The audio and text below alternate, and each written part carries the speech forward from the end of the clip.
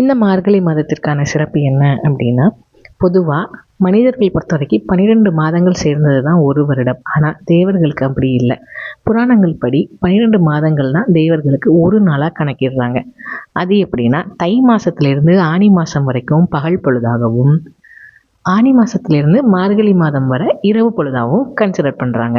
So இந்த மார்கழி மாதம் எப்போ ஃபால் ஆகுதுன்னா, டிசம்பர், அதாவது டிசம்பர் பாதியிலேருந்து ஸ்டார்ட் ஆகி ஜான்வரி பாதியில் எண்ட் ஆகுது. ஸோ இது தேவர்களுக்கு பிரம்ம முகூர்த்தத்திற்கான நேரம் அப்படின்னு சொல்கிறாங்க.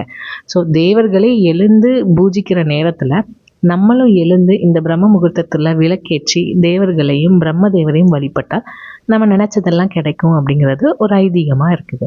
அது மட்டும் இல்லாமல் கீதை உபதேசிக்கும் போது, அர்ஜுனனுக்கு கிருஷ்ணர் கீதை உபதேசிக்கும் போது மாதங்களில் நான் மார்கழி அப்படிங்கிறதையும் அவர் சொல்லியிருக்காரு. ஸோ எவ்வளோ ஸ்பெஷலான மந்த் இது அப்படின்னு பாருங்கள்.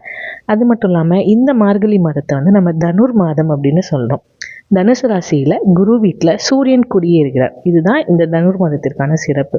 ஸோ இவ்வளோ மகத்துவங்கள் இருக்கிற இந்த மாதத்தில் நம்ம கடவுளுக்கு மட்டும் நம்ம அர்ப்பணிக்கணும், பூஜிக்கணும், அவங்களுக்கான அந்த திருவெண்பாவை படித்து கடவுளை வழிபடணும் அப்படிங்கிறதுக்காக தான் நமக்கு இந்த மாதத்தில் எந்த சுபகாரியங்களும் வச்சுக்கக்கூடாது அப்படின்னு சொல்லுவாங்க. அது மட்டும் இல்லாமல் காலையிலேயே எழுந்து பெண்கள் கோலம் போட்டு பூஜிக்கிறது, ஆண்கள் பஜனையில் ஈடுபடுறது, இது எல்லாத்துக்கு பின்னாடி ஒரு சயின்டிஃபிக் ரீசனும் இருக்குது அப்படின்னு சொல்கிறாங்க. அது என்ன ரீசன் அப்படின்னா, ஓசோன் மண்டலம் பூமிக்கு மிக அருகில் வருகிற இந்த பர்டிகுலர் டைமில் எல்லாரும் காலையில் எழுந்து அந்த ஒரு எனர்ஜியை நம்ம உள்வாங்கிக்கணும் அப்படிங்கிறதுக்காக தான் பெண்கள் காலையில் எழுந்து கோலம் போடுறதும் ஆண்கள் பஜனைக்கு செல்றதும் வழக்கமாக இருக்குது.